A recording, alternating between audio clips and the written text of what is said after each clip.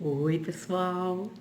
Conforme prometido no vídeo anterior, hoje a gente vai falar desde quando estamos planejando a nossa mudança para Portugal e quais foram as coisas mais importantes que nós fizemos neste período até chegar na fase de desapego. Assiste aí, curte, comenta, participa comigo.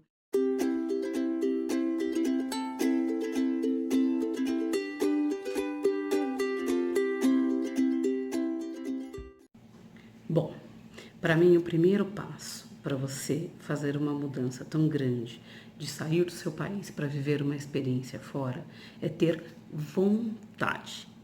Eu converso com diversas pessoas que falam que não se imaginam longe daqui, que nunca fariam isso, que não viveriam longe da família e dos amigos.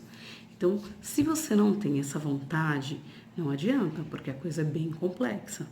Agora, se você tem essa vontade, como eu e o Paulo sempre tivemos, aí você começa a planejar de que forma, para onde. Mas a primeira coisa é saber como eu vou me sustentar em outro país. Então, a primeira coisa que eu vou falar aqui com vocês é sobre reserva financeira. Edilene, quanto eu preciso para mudar de país? Bom, essa é uma pergunta muito complexa. Primeiro, depende para qual país você pretende ir. Segundo, depende muito do seu estilo de vida.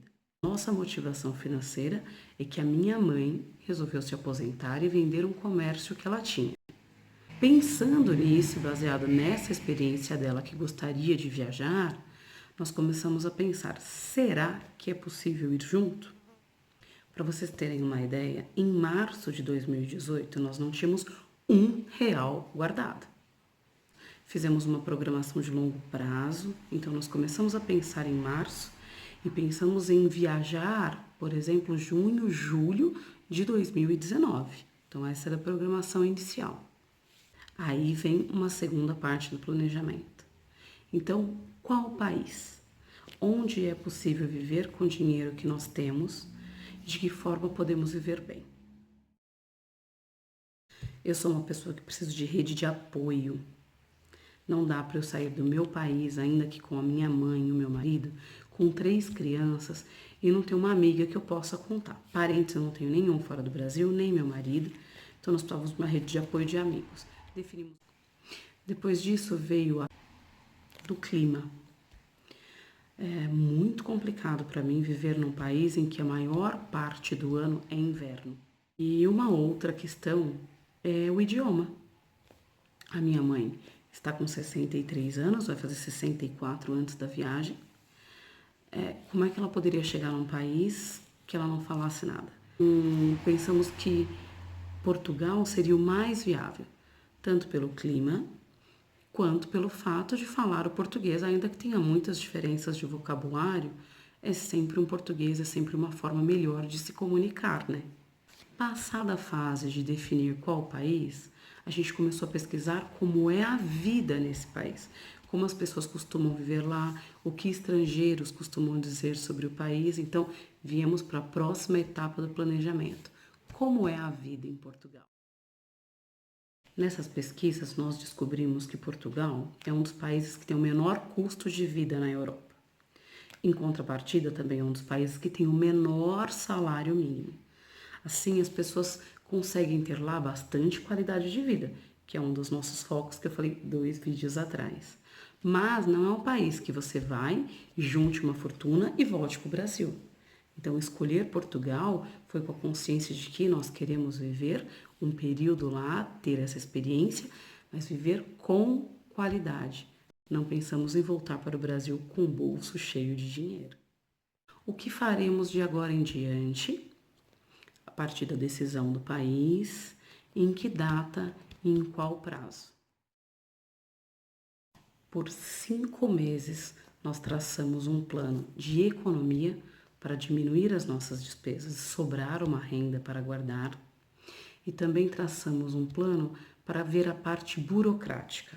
Qual o visto, como ir legalizado para o país, quais documentos precisaríamos. Então foram 5 meses de leitura, assistindo vídeos e pesquisando e conversando com diversas pessoas na região.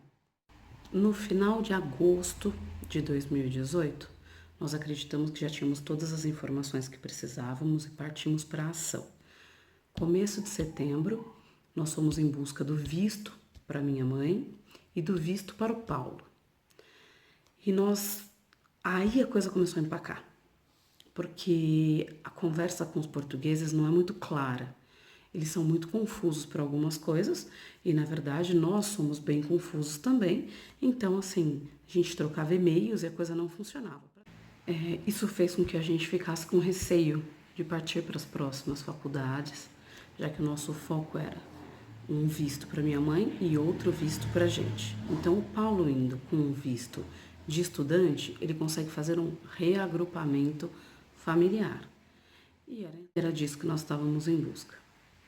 Tem um perfil do Instagram, que hoje é uma pessoa muito querida, da Denise, que escreve o Estamos em Portugal, mas quando eu conheci o perfil dela, ela estava planejando, estava de mudança.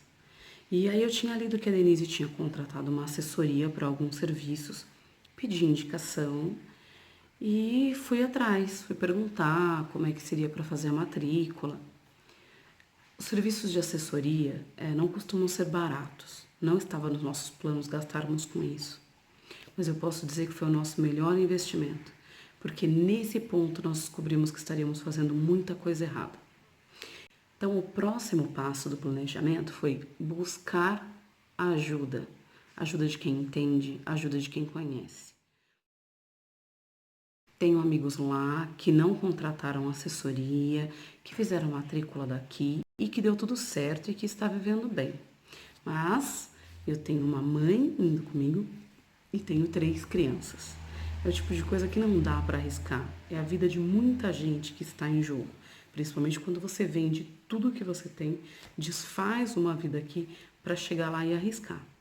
Então foi aí que o Portugal Legal entrou no nosso caminho, depois de várias conversas por vídeo, por telefone, tudo via WhatsApp. Entramos num consenso e aí nós contratamos os serviços para matrícula, para reagrupamento familiar, para arrendamento de imóveis, que são os aluguéis, e para matrícula das crianças na escola. Assinado o contrato com a Portugal Legal, em 15 dias eles já tinham minha vaga no mestrado. E aí nós mudamos. O mestrado veio para mim e saiu do Paulo. Tínhamos intenção dos dois estudarem, mas ele iria estudando primeiro. Depois das nossas conversas com a Portugal Legal, nós percebemos o quanto era importante que o mestrado fosse para mim e não para ele. Até porque nesse período de todas essas conversas com eles, nós decidimos que a minha mãe também precisaria ser reagrupada. Não faríamos o visto só dela. Matriculada, e aí eu precisava definir a data da viagem. Aquele planejamento anterior que ia para junho, julho, ele caiu para abril, março e de repente chegou em fevereiro. Por quê? Porque o meu curso já começou. Então o que eles conseguiram foi me matricular no segundo semestre. O segundo semestre inicia entre o final de janeiro e começo de fevereiro. Antecipamos tudo e veio a loucura total. Próximo passo, definir a data. Com data certa, as outras coisas começam a caminhar. Então, sem ter data, não adianta alugar um imóvel e fazer uma pré-matrícula das crianças. Então, em dezembro, nós já tínhamos a data da viagem. A partir daí, nós começamos a ver onde alugaríamos o imóvel. Importante dizer para vocês que, nesse momento, nós ainda não temos o imóvel alugado. Fazer os arrendamentos, lá que eles chamam, está bem complicado. É um boom de imigrantes em Portugal nesse momento que deixam os proprietários receosos. Então, eles estão fazendo muitas exigências e os valores estão muito altos. Sair dos grandes centros é bem importante nessa fase se você não tem muito valor para dispor. Sair dos grandes centros é bem importante nessa fase se você não tem muito valor para dispor. Então nós mudamos a localização e agora, para o mês de janeiro, o pessoal da Portugal Legal já marcou uma viagem para ir para uma outra cidade, ainda no Porto, mas não no centro, para definir o imóvel. E nós só podemos definir a escola quando nós tivermos onde morar. Por quê? Porque a escola é atrelada ao que chamam de freguesia, que aqui seria o nosso município. Então eu só posso matricular as crianças na freguesia em que eu for morar. Um outro passo muito grande que nós vamos dar aqui no Brasil e que eu vou contar melhor no próximo vídeo é que nós teremos que casar. Depois de 17 anos juntos, 15 anos de união estável, veio a grande questão. Portugal não reconhece a união estável como o Brasil. Casem-se aí. Pensa, eu casar sem fazer absolutamente nada, vou no cartório, assino e vou embora? Não, assim não dá. Veio minha próxima saga, que eu vou contar tudo no próximo vídeo. Fiquem atentos. Não esqueça de se inscrever no canal, ativar as notificações para não perder nada do que eu falar. E compartilhe esses vídeos, porque eu tenho certeza que vocês têm vários amigos que têm intenção de mudar de país, que têm intenção de ir para Portugal. Até o próximo, pessoal. Beijo grande.